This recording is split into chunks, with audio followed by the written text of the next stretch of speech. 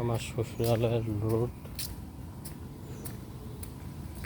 ওনার বাড়িতে দুর্বৃত্তরা ব্যাপক হারে ভাঙচুর করছে। সেটা আসেনি রামদা দিয়ে কুফিয়ে কুফিয়ে একেবারে ওনার বাড়ির প্রতিটা অবস্থা খারাপ করে ফেলছে। ভেড়া গেট যা আছে একবার পুরা ভেড়াটা ভেঙে ফেলা হয়েছে।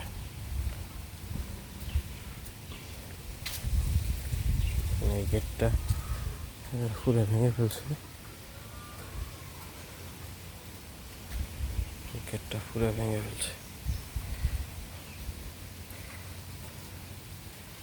এ হচ্ছে অবস্থা। রাজনীতির প্রতিহিংসার শিকার।